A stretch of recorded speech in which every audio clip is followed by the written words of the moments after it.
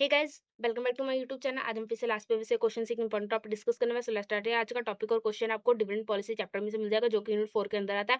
ये चैप्टर बहुत ही इंपॉर्टेंट है, ठीक है। इसमें से हर एक क्वेश्चन आता ही आता है। मेन आपको क्या क्वेश्चन पूछा जाता है, थ्योरी ऑफ डिविडेंड पॉलिसी ही पूछा जाता है, ठीक है। आज हम ये 3 क्वेश्चन कवर करने वाले हैं। इसको भी अगर आप ध्यान से पढ़ोगे तो इसमें से भी आपको theory of dividend policy he main पूछा गया, ठीक है। आंसर स्टार्ट करते हैं। फर्स्ट क्या हमारे पास इंट्रोडक्शन में क्या बोलता है, dividend policy involve the decisions whether to distribute earning in the form of dividend among share holder.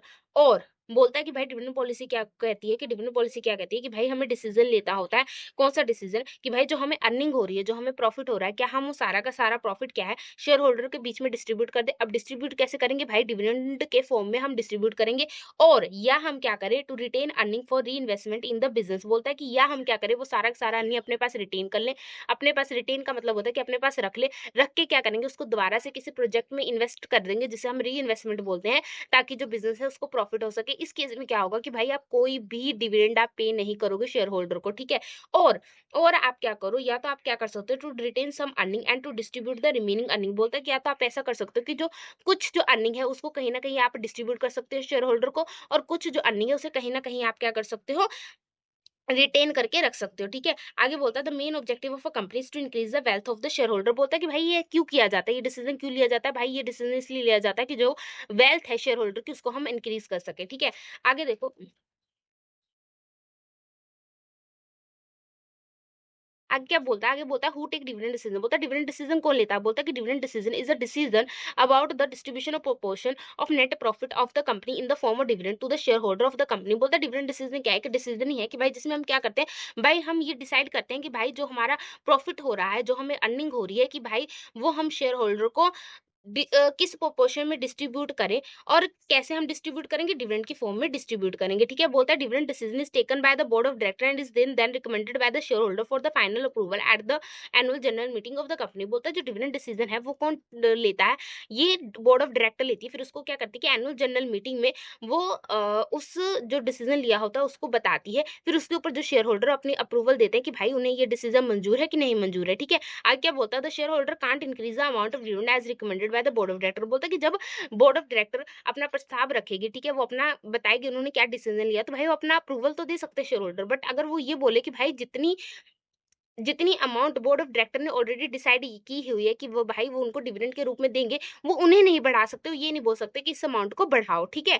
आगे क्या बोलता है कि थ्योरी ऑफ डिविडेंड आ गया। थ्योरी ऑफ डिविडेंड में क्या बोलता है कि the theory of dividend are basically study of relationship that exist between the dividend policy and the value of the firm. बोलता है कि भाई जो थ्योरी ऑफ डिविडेंड है ना, वो बेसिकली क्या स्टडी करती है कि भाई कि कौन क्या क्या जो हमारी डिविडेंड पॉलिसी है, जो हमारा डिविडेंड डिसीजन है, और जो हमारी वैल्यू ऑफ द फर्म है, क्या दोनों के बीच में कोई रिलेशनशिप एग्जिस्ट करता है कि नहीं करता है, ठीक है। बोलता है there are two set of theory regarding the impact of dividend decision on the valuation firm. बोलता है कि इस टाइप के दो हमारे पास सेट है थ्योरीज के, कि भाई जो हमारे डिविडेंड डिसीजन है उसका हमारे वैल्यूएशन ऑफ फर्म पे इम्पैक्ट पड़ता है कि नहीं पड़ता है, ठीक है। आगे क्या बोलता है कि थ्योरी ऑफ डिविडेंड कौन से टाइप के, पहला क्या इरेलीवेंस और दूसरा क्या है इरेलीवेंस, सॉरी पहला क्या है रेलिवेंस, दूसरा क्या है इरेलीवेंस। रेलिवेंस में क्या बोलता है कि भाई आप कोई भी डिविडेंड डिसीजन लो, वो आपकी वैल्यूएशन ऑफ फर्म पे इफेक्ट डालता ही डालता है। इरेलीवेंस क्या बोलता है कि भाई आप कोई भी डिविडेंड डिसीजन ले लो, इससे कोई इफेक्ट नहीं पड़ता आपकी वैल्यूएशन ऑफ फर्म पे, ठीक है। रेलेवेंस थ्योरी किस स्पोर्ट में कौन है, वोल्टर मॉडल है, गॉर्डन्स मॉडल है, और इरेलीवेंस के स्पोर्ट में कौन है, एमएम मॉडल है, ठीक है।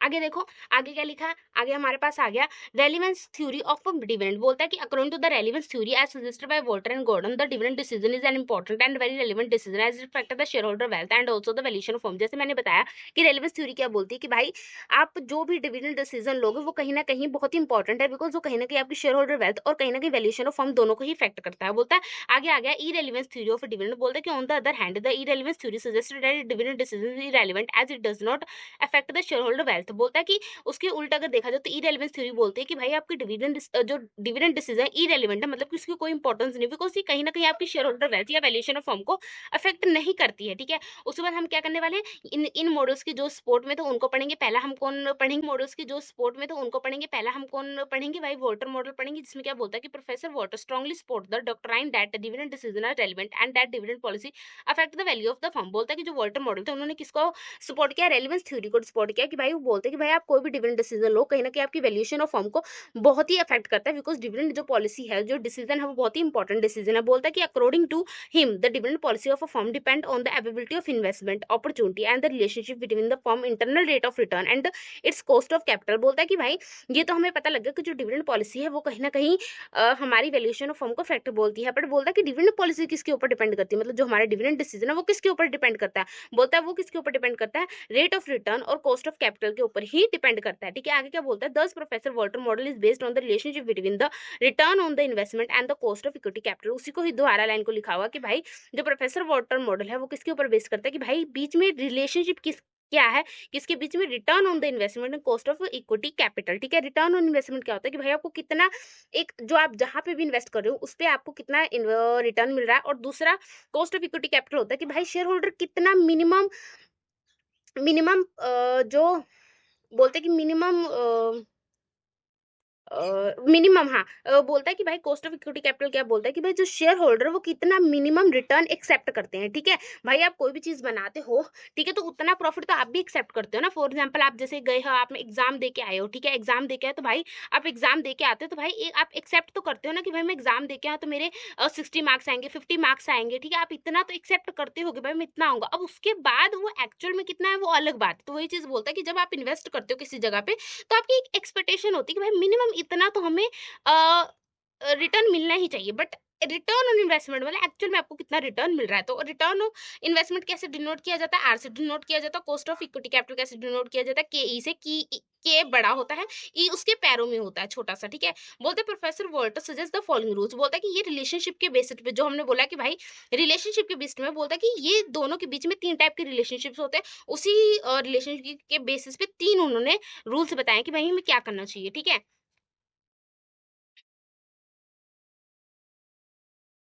अब जैसे मैंने बताया कि भाई रिलेशनशिप बताता है, ठीक है। अब फर्स्ट रूल क्या बोलता है कि फर्स्ट रिलेशनशिप क्या होता है कि भाई बोलता है कि जब आर के ई से बड़ा हो, मतलब कि आप जितना रेट ऑफ रिटर्न ज्यादा हो किससे, जितना आपने एक्सेप्ट किया, मतलब कि आप एक्सेप्ट कर रहे थे कि भाई मेरे को 50 रुपीज का प्रॉफिट होगा, लेकिन क्या एक्चुअल में कितना आपको रिटर्न मिलने वाला है, आपको 70 रुपीज का रिटर्न मिलने वाला है। तो भाई फायदे की बात है ना।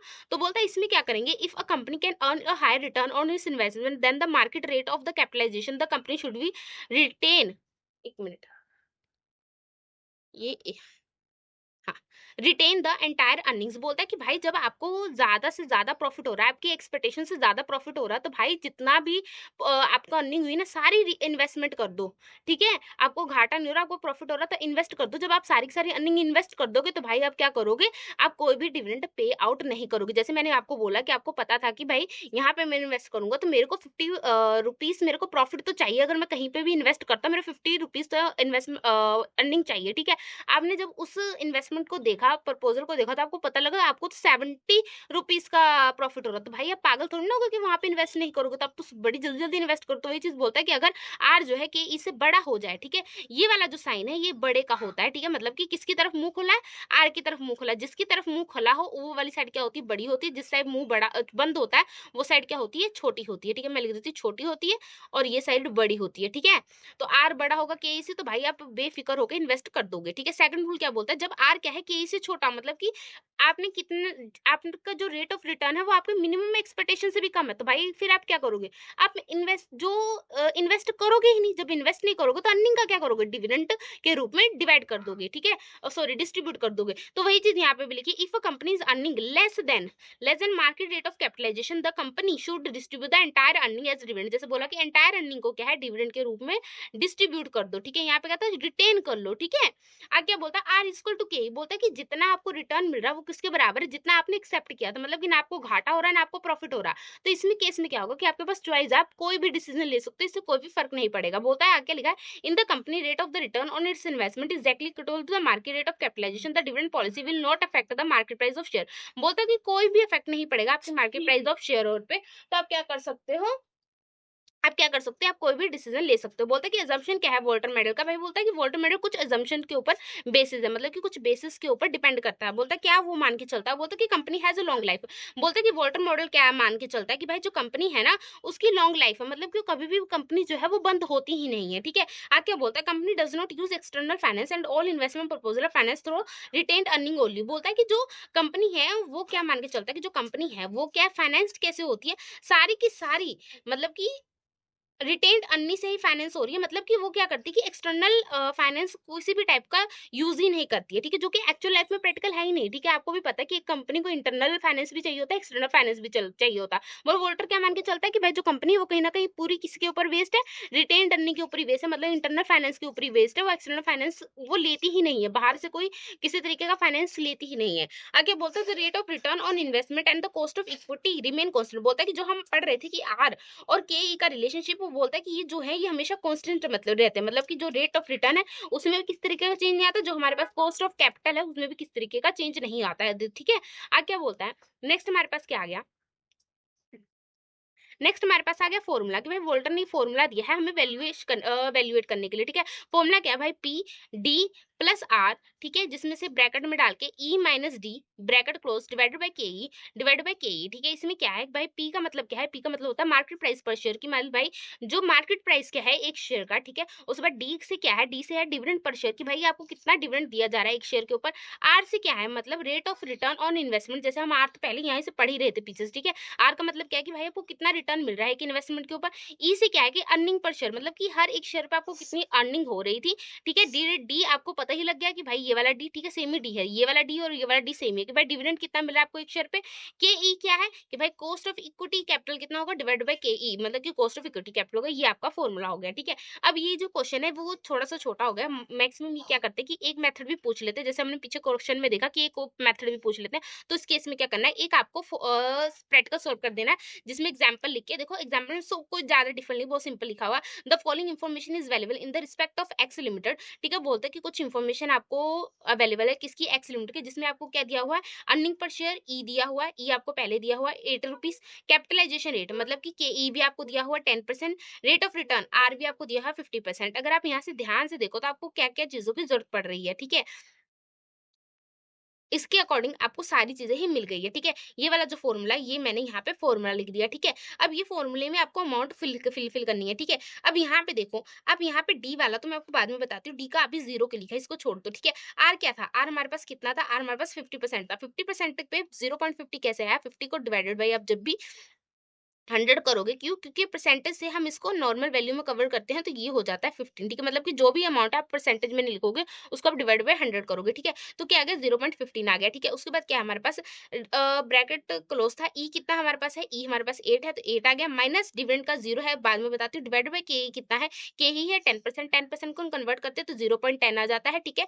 डिवाइड बाय ये देखो के मतलब 0.10, ठीक है। अब डिविडेंड 0 क्यों आया है यहाँ पे, अब ध्यान से देखो इसमें क्या था, हम क्या रिलेशनशिप पढ़ रहे थे, हम ये रिलेशनशिप पढ़ रहे थे आर और के ई का, ठीक है। तो इसमें अगर आप ध्यान से देखो, आर क्या है 50% है, के ई कितना है कि 10% है, मतलब कि आर जो है वो ज्यादा है किससे, के ई से। जब आर ज्यादा होगा तो हम क्या करेंगे, जितना भी अर्निंग है वो रिटेन कर लेंगे, और इस केस में हम क्या करेंगे, कोई भी डिविडेंड पे नहीं करेंगे। तो वही चीज बोला कि जब आर ए के ई के बराबर है तो भाई company should retain the entire earning calculate the market price of share, मतलब कि सारा का सारा जो है अर्निंग उसको रिटेन कर लेगी, मतलब कोई भी डिविडेंड नहीं देगी। जब डिविडेंड नहीं देगी तो डिविडेंड क्या हो गया, डिविडेंड हो गया इज इक्वल टू 0। तो वही लिखा है कि डिविडेंड की जगह पे इन्होंने 0 लिखा है, बस इसकी कैलकुलेशन कर दो, आपके पास आंसर आ जाएगा ₹120, ठीक है। तो इतना ही प्रैक्टिकल है, बहुत ईजी है, ठीक है।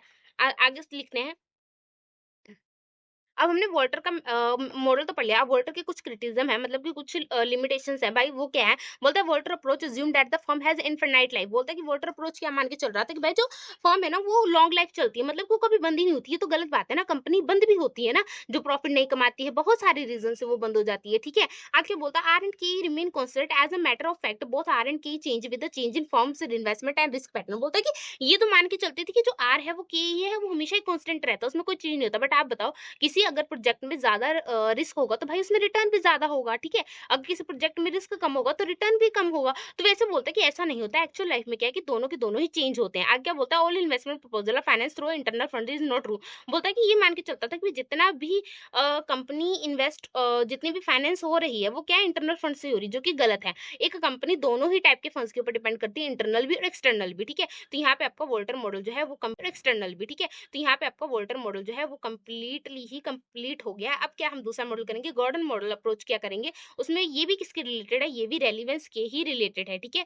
कि भाई आप कोई भी डिविडेंड डिसीजन लो, वो किसको डिफेक्ट करता है, आपकी वैल्यूएशन ऑफ फर्म को अफेक्ट करता है। क्या लिखा है, another theory which suggest that dividend are relevant is Gordon model, this model which opines that dividend policy of firm affect the valuation। जैसे मैंने आपको पहले ही बता दिया कि भाई ये कहीं ना कहीं ये भी डिविडेंड पॉलिसी यही बोलती है, ये भी मॉडल यही बोलता है कि भाई आप कोई भी डिविडेंड डिसीजन लोगे तो कहीं ना कहीं वो आपकी वैल्यूएशन ऑफ फर्म और आपकी शेयर होल्डर वेल्थ को अफेक्ट करेगी, ठीक है। ये भी कुछ assumptions के ऊपर चलती है, मतलब ये भी कुछ बातें मान के चलती है। इसने क्या बातें मानी कि the firm has a perpetual life, मतलब कि जो फर्म है उसकी क्या है कि परपेचुअल लाइफ है।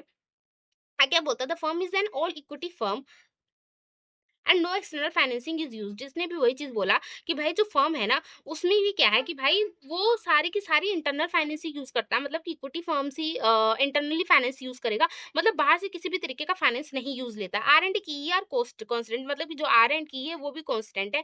The retention ratio is also constant, बोलते हैं कि जो रिटेंशन रेशियो है वो भी कॉन्स्टेंट ही रहता है। ये कुछ एग्जाम्पशंस के ऊपर बेस्ड है, ठीक है। अब इसका भी फॉर्मूला देखो, इसमें देखो फॉर्मूला क्या है, पी इजकल टू क्या आएगा, ई। इसमें से हम ब्रैकेट ओपन कर देंगे, 1 - बी, ब्रैकेट ऑफ कर देंगे, डिवाइड बाय के ई माइनस बी आर। जिसमें क्या है, पी क्या होगा, मार्केट प्राइस पर शेयर की भाई एक शेयर का मार्केट प्राइस कितना है। ई से क्या होगा, अर्निंग पर शेयर, ठीक है। बी से कितना है, रिटेंशन रेशियो, ठीक है। के ई कितना है भाई, कॉस्ट ऑफ इक्विटी कैपिटल कितना पड़ रहा है, बी आर कितना है, ग्रोथ रेट। या तो और आप इसको ऐसे भी लिख सकते हो, जिसमें क्या होगा, डी ओ आएगा, 1 + जी आएगा, डिवाइडेड बाय के ई माइनस जी। जिसमें से डी क्या होगा, डिविडेंड पर शेयर हो जाएगा, जी से क्या होगा, ग्रोथ रेट हो जाएगा, के ई आपको पता ही है, कॉस्ट ऑफ इक्विटी कैपिटल, ठीक है। तो इसको काफी बार जो जैसे स्टेटमेंट आते हैं उसके बेसिस पे हम चूज कर लेते हैं। जैसे कि अगर आपको वहां पे रिटेंशन रेशियो दिया होगा, ठीक है, तो आपके ये वाला फॉर्मूला लिख दो। अगर वहां पे उन्होंने ग्रोथ दिया होगा तो आप ये वाला फॉर्मूला लिख दोगे, ठीक है। आगे क्या बोलता है, the implementation of Gordon basic valuation model can be summarized as follow. बोलता है जो कुछ इम्प्लीमेशन है गॉर्डन बेसिस वैल्यूएशन की, ये क्या बोलता है, ये बताता है कि इफेक्ट क्या होगा। ये भी क्या है कि भाई आर और के ई के रिलेशनशिप पे ही एग्जिट करता है। ये भी यही चीज मानता है कि भाई आर ये वाले ही 3 रिलेशनशिप के ऊपर एग्जिट करता है, ये वाला भी। बट ये क्या बताता है, ये कहीं ना कहीं आपको इफेक्ट भी बताता है कि आप अगर उससे उल्टा डिसीजन ले लोगे। जैसे कि ये तो क्या मान रहा है कि भाई आपके पास तीन एक एक ये 3 केसेस हैं, ठीक है। एक ये केसेस है, केसेस में क्या है, 3 वही वाले सेम वोल्टर वाले कि भाई आर अगर के ई से बड़ा हो, आर इक्वल टू के ई के बराबर हो, अगर आर छोटा हो के ई के, ठीक है। अब बोलता है कि भाई इसमें क्या है कि अगर if dividend pay out ratio is increase, मतलब कि जो आप डिविडेंड है वो आप दे रहे हो, और if dividend pay out ratio is decrease, मतलब कि जब आप डिविडेंड नहीं दे रहे हो, पे आउट का मतलब क्या होता है, देना, मतलब कि डिविडेंड जो है वो आप दे रहे हो, ठीक है। इसमें क्या होगा कि मान लो कि अगर जो हमारा रिटर्न था, ठीक है, आपको जितना प्रॉफिट होना था, रिटर्न था, वो आपके एक्सपेक्टेशन से, जो आपको रिटर्न होना था वो आपकी एक्सपेक्टेशन से ज्यादा है, तो आप क्या करोगे, भाई आपको डिविडेंड नहीं पे करना था, आपको सारा का सारा इन्वेस्ट करना था। लेकिन उस केस में आप क्या कर दिया कि भाई डिविडेंड दे दिया, तो इससे क्या होगा कि भाई जो आपकी वैल्यू ऑफ शेयर है वो डिक्रीज हो जाएगी, बिकॉज आपको लॉस होने शुरू हो जाएगा, आपको मुनाफा नहीं होगा, ठीक है। अगर उसी केस में आपको क्या करना था, आपको डिविडेंड देना था, और आपने यहाँ पे क्या कर दिया कि सॉरी, आपको क्या करना था, रिटेंशन करनी थी, आपको इन्वेस्ट करना था, तो भाई आपने वही चीज की, तो आपको क्या होगा, जो आपकी शेयर की वैल्यू है वो इंक्रीज हो जाएगी, ठीक है। वहीं पे बोला है कि आर इक्वल टू के ही बोलता है कि जब हमारा जो रिटर्न होता है तो हमारी एक्सेप्टेड मिनिमम रेट के बराबर होता है, तो भाई कोई भी इफेक्ट नहीं डलता। तो वैसे ही भाई ये आप डिविडेंड दो तब भी कोई इफेक्ट नहीं पड़ेगा, नो चेंज आ जाएगा। अगर आप नहीं भी दोगे तब भी कोई भी इफेक्ट नहीं पड़ेगा, नो चेंज हो जाएगा, ठीक है। उसके बाद क्या था, आर क्या है, किससे छोटा है, के ई के। इस केस में क्या करते थे कि हम डिविडेंड डिस्ट्रीब्यूट कर देते थे, ठीक है। इसमें क्या कर दिया कि आपने डिविडेंड दे दिया, तो मतलब आपकी जो शेयर की वैल्यू तो इंक्रीज हो जाएगी। इसमें क्या कर दिया, आपने डिविडेंड नहीं दिया, बट जो कि क्या किया, आपने उल्टा कर दिया, तो इससे क्या होगी, जो आपकी शेयर की वैल्यू है वो डिक्रीज हो जाएगी। मतलब इसने क्या बोला, इसने आपको फैक्टर बताया, और जो वोल्टर मॉडल था वो आपको रिलेशनशिप बता रहा था, ठीक है। आपको क्या करना चाहिए, मतलब वोल्टर मॉडल आपको इनडायरेक्टली ये बता रहा था कि आपको क्या करना चाहिए, ये आपको बता रहा था कि अगर आप ऐसा नहीं करोगे। अब नेक्स्ट हमारे पास लास्ट आ गया एमएम मॉडल, ठीक है। एमएम मॉडल किसके रिलेटेड है, ये है इरेलीवेंट का मॉडल है, ठीक है। ये क्या बोलता है कि MM have expressed most comprehensively in favour of irrelevance concept of dividend according to the Modigliani Miller whether dividends are paid और not the value of the firm remain the same. ये बोलता है कि इसने क्या बोला है, एमएम मॉडल बोलता है कि भाई आप डिविडेंड दो ना दो, इसका कोई भी आपकी वैल्यूएशन ऑफ फर्म पे कोई भी फर्क नहीं पड़ेगा, मतलब कि कोई भी चेंजेस नहीं आएंगे, ठीक है। आगे बोलते हैं ये कुछ assumptions के ऊपर बेस्ड है, इसने कुछ बातें मानी क्या, बोलते हैं देयर आर नो टैक्सेस, बोलते हैं क्योंकि टैक्सेस ही नहीं है, जो कि भाई गलत बात है। भाई क्या आपकी रियल लाइफ में आपको टैक्सेस नहीं देने होते, आपको हर टाइप का टैक्स देना होता है, तो बोलते हैं कि ये तो मान के चलता है किसी टाइप का टैक्स ही नहीं है। ये बोलता है there are no stock flotation and transaction cost, बोलता है कि किसी भी तरीके का कोई भी ट्रांजेक्शन कॉस्ट एग्जिट ही नहीं करता। बोलता है all information freely available to the investor, बोलता है कि जितनी भी इन्फॉर्मेशन अवेलेबल है वो वो सारी की सारी इन्फॉर्मेशन क्या है, फ्रीली अवेलेबल है, ठीक है। उसके बाद क्या बोलता है कि capital market perfect where all the investor rational, बोलता है कि जो कैपिटल मार्केट है वो क्या परफेक्ट मार्केट है, मतलब कि जितने भी इन्वेस्टर सारे के सारे रैशनल है, बराबर है। बोलता है कि आगे लिखा है no investor is in position to influence the market price of share, बोलता है कि कोई भी इन्वेस्टर के पास इतनी पावर नहीं है कि कोई जो हमारा मार्केट प्राइस है शेयर का उसको इन्फ्लुएंस कर सके, चेंज कर सके। आगे बोलता है dividend policy of the company is fixed, बोलता है जो डिविडेंड पॉलिसी होती है ना कंपनी को फिक्स्ड की फिक्स्ड ही रहती है, उसमें कोई भी चेंज नहीं आता। नो अनसर्टेनिटी और risk exit in the two the future of the company, बोलता है किसी भी तरीके की रिस्क एग्जिट ही नहीं करती है कंपनी को, ठीक है, कंपनी के अंदर। अब देखो इसका भी फॉर्मूला दिया हुआ है, इसमें क्या है, आपको तीन स्टेप में फॉर्मूला कंप्लीट करना होता है। पहला क्या है, पहला बोलता है कि कैलकुलेट करो एक्सेप्टेड मार्केट प्राइस, ठीक है, ऑफ द शेयर, जो हम मार्केट प्राइस वैसे भी लिखते थे, ठीक है। अब उसका देखो यहाँ पे फॉर्मूला दिया, फॉर्मूला क्या दिया, पीई दिया, किसके बराबर है, पीओ, ठीक है, sorry is equal to P O, जिसमें ब्रैकेट ऑन, ठीक है, 1 plus K E bracket close minus D one, ठीक है। पी वन का क्या मतलब, एक्सेप्टेड मार्केट प्राइस कितना होगा शेयर का, ठीक है। पीओ क्या बोलता है, प्रिवलिंग मार्केट प्राइस ऑफ शेयर, मतलब कि आप एक्सेप्ट कितना करते हो कि भाई एक शेयर को कितना मार्केट प्राइस हो सकता है, प्रिवलिंग मतलब जो चल रहा है उस मार्केट प्राइस का शेयर, ठीक है। उसके बाद क्या है, 1 प्लस केई क्या है, cost of equity capital, D one क्या है, dividend to be paid at the end of, मतलब आप कितना डिविडेंड पे कर रहे हो, ठीक है। उसके बाद आप क्या करोगे, ascertainment of number of share to be issued, बोलता है कि if a company distribute earning among the shareholder it will have to raise additional fund for external resources, बोलता है कि अगर आपने अपना जो अर्निंग थी वो आपको कहीं ना कहीं आपने डिविडेंड के रूप में दे दी, तो भाई उसको कहीं ना कहीं आपको वापस से किसी प्रोजेक्ट में इन्वेस्ट करने के लिए पैसा तो लेगा। जब आपने सारा ही इंटरनल फंड जो अर्निंग दिया आपने डिविडेंड के फॉर्म में दे दी, तो भाई आपको फिर एक्सटर्नल फंड से लेना पड़ेगा। अब एक्सटर्नल फाइनेंस लोगे तो भाई कैसे लोगे, भाई नंबर ऑफ शेयर्स इशू करके। अब बोलता है कि वो हमें डिसाइड करना होगा कि हमें कितने नंबर ऑफ शेयर्स इशू करने की जरूरत है, जिसमें फॉर्मूला क्या है कि भाई I minus bracket open E minus N D one bracket close, ठीक है, डिवाइड बाय पी वन, ठीक है। एम क्या है, इसमें नंबर ऑफ शेयर्स कितने इशूड होंगे, आई क्या है कितनी इन्वेस्टमेंट आपको रिक्वायर्ड है, ठीक है। फिर ई क्या है, अर्निंग ऑफ द कंपनी, भाई ऑलरेडी कोई अर्निंग है कंपनी के पास की नहीं है, ठीक है। उसके बाद क्या है, एन क्या है, भाई number of share outstanding at the beginning of the period. काफी बार ऐसा होता है ना कि एंड में कुछ शेयर्स बच जाते हैं तो नेक्स्ट ईयर के बिगिनिंग बन जाते हैं कि भाई आपके पास पहले से कोई नंबर ऑफ शेयर्स अवेलेबल है कि नहीं है। डी वन क्या है, डिविडेंड कितना पेड किया जाएगा, ठीक है। पी वन कहता है कि एक्सेप्टेड मार्केट प्राइस कितनी होगी शेयर्स की, ठीक है। ये पी वन कैसे निकलेगा, ये जो ऊपर का आपका फॉर्मूला था इसी पी वन की जो वैल्यू निकली वो यहाँ पे अप्लाई होगी, ठीक है। नेक्स्ट क्या है हमारे पास, ascertainment of value of the firm, बोलता है नेक्स्ट क्या है हमारे पास कि वैल्यूएशन ऑफ फर्म करो, ठीक है। उसमें क्या बोलता है कि भाई इसमें फॉर्मूला क्या है कि N O P O is equal to bracket open करोगे जिसमें एन प्लस एम हो जाएगा, ब्रैकेट क्लोज करोगे P one minus bracket on करोगे I minus E bracket close करोगे divide by one minus 1 plus K E हो जाएगा, जिसमें एन क्या होगा, number of shares outstanding at the beginning, कितने आउटस्टैंडिंग है आपके पास, कोई बचे हैं नंबर ऑफ शेयर। एम क्या है कि कितने आपने नंबर ऑफ शेयर्स इशूड किए। पी वन क्या है कि एक्सेप्टेड मार्केट प्राइस कितना है शेयर का, ठीक है। आई क्या है कि भाई कितनी इन्वेस्टमेंट की रिक्वायर्ड है, ई क्या है अर्निंग ऑफ द कंपनी क्या होगी, के ई क्या है कॉस्ट ऑफ इक्विटी कैपिटल क्या है, ठीक है। ये आपके पास हो गया। अब देखो अब इसका हम एक प्रैक्टिकल सॉल्व करके देखते हैं, ठीक है। इसमें क्या बोलता है, इसमें बोल रहा है कि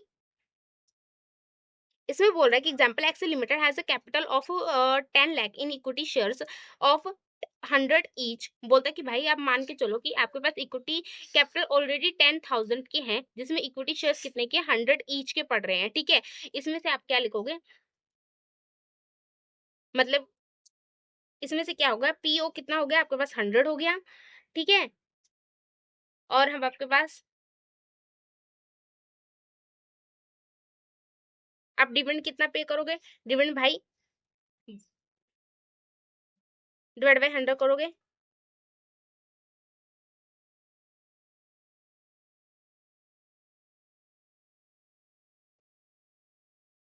चार हो जाएगा। डी वन भी आ गया, सुबह बोलता the share are currently equated par, the company propose declaration of dividend of rupees 10 per share at the end of the current financial year, ठीक है। बोलता है कि जो डिविडेंड कितना पे किया जाएगा, बोलता है डिविडेंड वन कितना पे किया जाएगा, ये आपको डिविडेंड कितना पे करेगा, 10 पे करेगा, ठीक है। ये ना आपके पास एन हो गया, मतलब एन कितना आउटस्टैंडिंग था, ठीक है, क्योंकि यहाँ पे 10,000 था ना, ठीक है, 10,000 मतलब कि सॉरी 1 लाख आपके पास कैपिटल था, तो 1 लाख कैपिटल को आपने अगर 100 से डिवाइड कर दिया तो भाई आपके पास 10,000 पहले के ही नंबर ऑफ शेयर्स पड़े हुए थे आउटस्टैंडिंग, ठीक है, उसमें से 10 क्या था भाई आपके पास पीओ, मतलब कि कितनी प्रिवलिंग मार्केट प्राइस कितनी चल रही थी भाई, 100 चल रही थी। उसके बाद क्या है वो 10 पर शेयर क्या होगा कि आप डिविडेंड दोगे कितना 10 रुपीज का, क्या बोलते हैं the capitalization of risk class at the company of the, मतलब कि क्या होगा कैपिटलाइजेशन को की कितना है हमारे पास 0.12, मतलब कि 12% को कन्वर्ट कर दिया। बोलता है the company accept to have the net income of the 5 lakh, मतलब कि आप कितना एक्सेप्ट कर रहे हो कि आपको इशू ऑफ शेयर्स कितने होंगे। तो भाई बोलता है कि जो कंपनी है वो एक्सेप्ट क्या कर रही है कि भाई आपको नेट इनकम कितनी हो सकती है, भाई कितने का आपको प्रॉफिट हो सकता है, मतलब कि अर्निंग कितनी हो सकती है, भाई आपको 5 लाख की अर्निंग हो सकती है। उसके बाद क्या बोलता है कि भाई न्यू इन्वेस्टमेंट की कितनी जरूरत है, भाई 10 की है, तो न्यू इन्वेस्टमेंट को हम कैसे बोलते थे।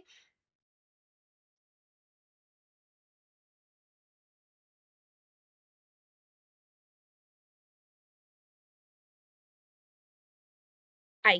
तो ये आपके पास सारे की सारी चीज़ें स्टेटमेंट से ही आ गई हैं। मैं इसको दोबारा से बता दे रही हूँ कि भाई पीओ क्या होता था 100 की, भाई आपके पास मार्केट प्राइस कितना चल रहा था, भाई 100 चल रहा था। अब उसके बाद क्या था एन की, भाई आपके पास नंबर ऑफ शेयर्स कितने आउटस्टैंडिंग है, भाई ये हमारे पास 10,000 है, कैसे है भाई, इसको 1 लाख को डिवाइडेड बाई 10 से किया, भाई 10%, 10 पर रुपीज क्या दे रहा था आपको, डिविडेंड दे रहा था, तो ये डिविडेंड हो गया। फिर भाई के कितना दे रहा था, 12% दे रहा था, जो कि क्यू 0.12 हो गया। अर्निंग आपको कितनी बोल रहा था कि एक्सेप्ट किया जा रहा है, एक्सेप्ट किया जा रहा है कि आपको कितनी अर्निंग होगी, 5 लाख की हो जाएगी। तो उसके बाद बोलता है कि भाई आप मानते थे भाई हमें न्यू इन्वेस्टमेंट की कितने की जरूरत है, भाई 10 लाख की, तो सारी की सारी अमाउंट आपके पास प्रोवाइडेड हो गई है, ठीक है। नेक्स्ट हमारे पास कि हम प्रैक्टिकल करेंगे। देखो मैंने पहले से पहले यहाँ पे दो चीजें लिख दी हैं और इसके फॉर्मूले लिख दिए। पहला क्या है, अगर आप डिविडेंड पे कर रहे हो, डिविडेंड नहीं पे कर रहे हो, आप बोलोगे मैम दो बॉक्सेस क्यों बने, भाई हम ये देख रहे हैं कि भाई आपको डिविडेंड पे करना है या ना पे करना, कोई भी आपकी वैल्यूएशन ऑफ फर्म पे इफेक्ट नहीं करेगा, इसलिए हम दोनों ही बना के चलेंगे। पहला क्या है कि भाई डिविडेंड पे कर रहे हैं, एक साइड पे क्या है डिविडेंड नहीं पे कर रहे हैं, और तीनों में सेम स्टेप किए हैं और तीनों का सेम फॉर्मूला लिख दिया, बस अमाउंट फिल करके हमें फॉर्मूला सोल्व करना है, ठीक है। हमारे पीओ कितना था,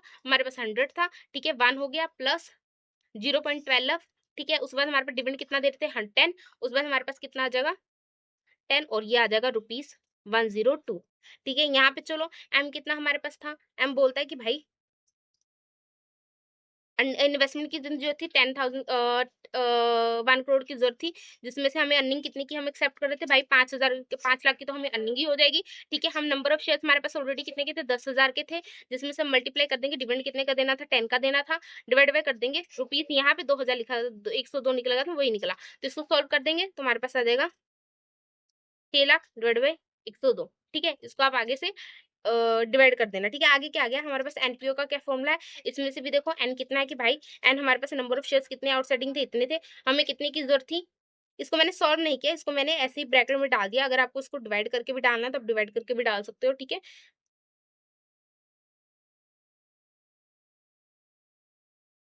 उसके बाद क्या है, उसके बाद हमारे पास मल्टीप्लाई पी वन कितना आया भाई 102 आया, ठीक है। उसके बाद क्या है, उसके बाद हमारे पास माइनस, जिसमें से अर्निंग कितनी है 1 करोड़, जिसमें से क्या करेंगे 5 लाख हमने माइनस कर दिए। उसके बाद क्या करोगे डिवाइडेड बाई 1 प्लस 0.12, तो कितना आ जाएगा आपके पास,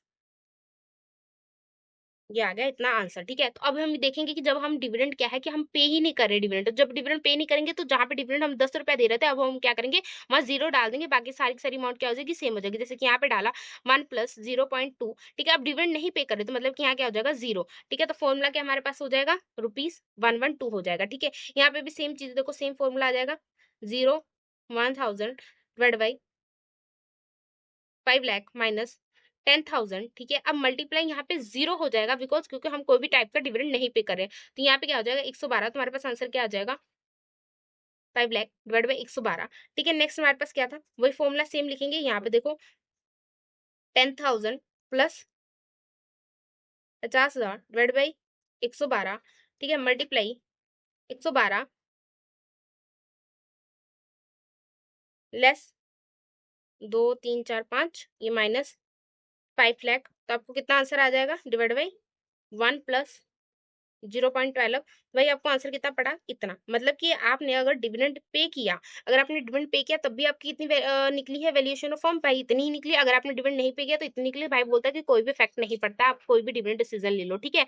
नेक्स्ट क्या हमारे पास आ गया? क्रिटिसिज्म आ गया किसके? एमएम मोटरोज की। बोलता है कि perfect capital market does not exit in the reality. भाई ये मान के चलता था कि परफेक्ट कैपिटल मार्केट जो कि एग्जिट नहीं करती रियलिटी में, कभी भी परफेक्ट कैपिटल मार्केट नहीं होता। बोलता है information about the company is not available to the all person. बोलता है कि कंपनी की जो इन्फॉर्मेशन अवेलेबल होती है भाई हर एक पर्सन को नहीं होती है, सबको हर एक नॉलेज नहीं होती है। द फर्म हैव टू इंकर flotation cost while issuing security. भाई अब बोलता है कि जब भी आप कोई भी इशू करोगे सिक्योरिटी, आपको फ्लोटेशन कॉस्ट, ट्रांजेक्शन कॉस्ट तो इंकर करना ही पड़ेगा। क्या बोलता है? Taxes do exit. बोलता है कि भाई टैक्सेस एक्चुअल में एग्जिट करते हैं, आप बोलते थे कि एग्जिट ही नहीं करते। The firm do not follow a rigid investment policy. बोलता था कि डिविडेंड पॉलिसी जो होती है वो चेंज ही नहीं होती है। तो ये बोलता है कि नहीं कोई भी फर्म होगी वो इतना रिगिड नहीं फॉलो करेगी प्रोसीजर को। तो इसलिए बोलता है कि ये कहीं न कहीं ये भी क्या है, ये चीज़ आपने गलत मान के चली है। तो आज के लिए इतना, अगर वीडियो हेल्पफुल लगी तो लाइक कीजिए, शेयर कीजिए, सब्सक्राइब करना ना भूलिएगा। Thank you for watching. मिलते हैं नेक्स्ट वीडियो में।